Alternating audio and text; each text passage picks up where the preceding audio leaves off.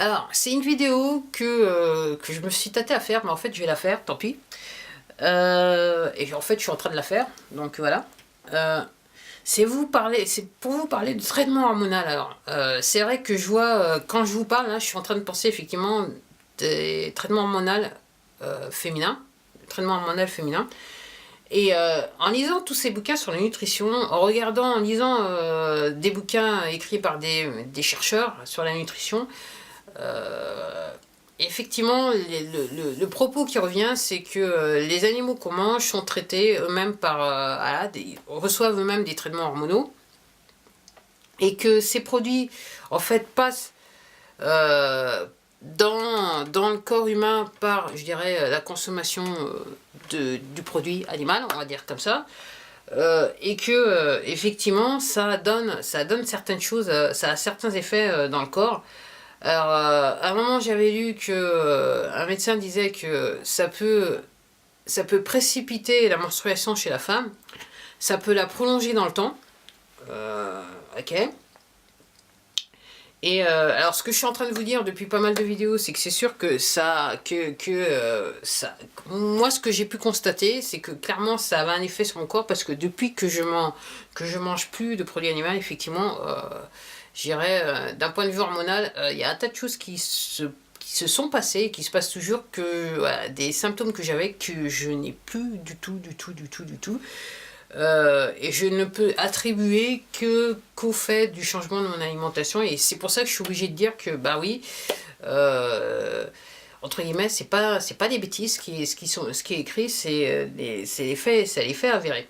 Alors mon propos de cette vidéo, c'est la réflexion que je me suis faite après avoir lu, et après je dirais expérimenter et constater certaines choses. Alors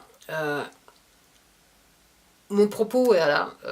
Je sais pas si cette vidéo elle restera sur YouTube, on va dire que on verra ça comme ça. C'est de dire que on mange des aliments qui vont entre guillemets, qui vont en fait créer un dérèglement hormonal. Après on va faire appel au corps médical, qui lui-même va essayer de régler votre dérèglement hormonal, si vous voyez ce que je veux dire. Et je me dis, et là, depuis quelque temps, je me dis, point d'interrogation, le schmilblick, c'est quoi l'intérêt, et après, c'est à ce moment-là que, effectivement, je suis en train de penser à certaines industries et le rôle qu'elles jouent, et je dirais, et les chiffres d'affaires qu'elles se font chaque année.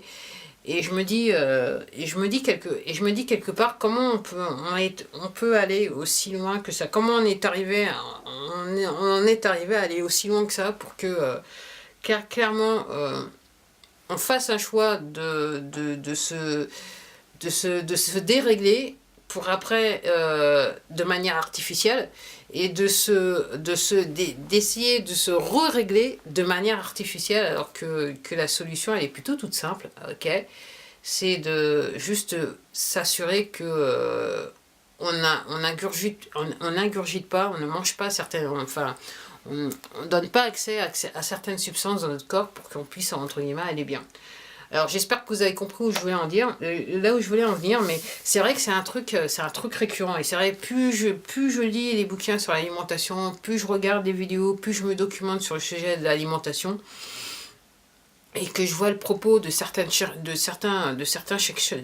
docteurs spécialisés dans la nutrition, et je me dis waouh, voilà, j'avoue que je suis voilà, je suis abasourdi, toujours, à chaque fois je suis abasourdi, je me dis voilà.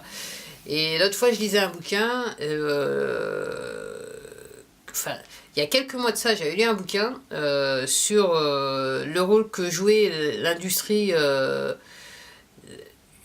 sais pas si c'est un mot phytosanitaire, en fait, tous les gens qui, toutes les industries, enfin toutes les entreprises qui entre guillemets vendent des produits pour, entre guillemets, améliorer la production agricole, et l'effet que ça avait dans certaines populations au tiers-monde, Et donc la personne décrivait, à un moment elle expliquait qu'elle était allée dans un laboratoire quelque part en Inde où tout simplement on avait gardé des fœtus dans des bocaux, des fœtus qui étaient entre guillemets qui n'étaient pas alors, normaux si normal il y a, qui étaient quelque part défigurés par rapport aux apports chimiques que leurs parents avaient reçus. Donc, si vous voyez ce que je veux dire.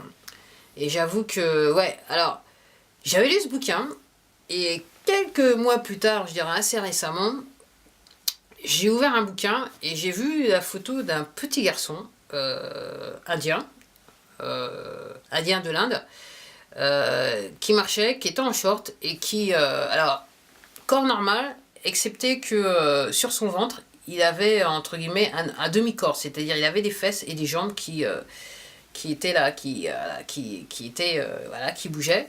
Enfin, et quand je dis bouger, je pense qu'il y avait plus ou moins l'information, mais je pense qu'il n'y avait pas entre guillemets la motricité sur les jambes. Ça c'était sûr, vu la manière dont les jambes tenaient, il n'y avait pas forcément de la motricité sur ces jambes-là. Mais pour vous dire que effectivement l'effet des produits chimiques sur notre organisme, et c'est vrai que bah ouais. Ouais, enfin, j'avoue que plus je lis sur le sujet, clairement, il y a une réflexion, qui a commencé à se faire dans ma tête, et je me dis, waouh.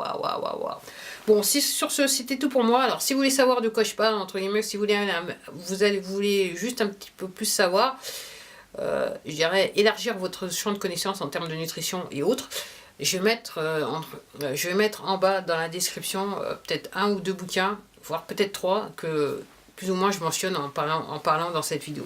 Bah voilà, c'était tout pour moi. En attendant, comme je vous le dis tout le temps, mais même très souvent ces derniers temps, prenez bien soin de vous. Et bah à la prochaine vidéo. Au revoir.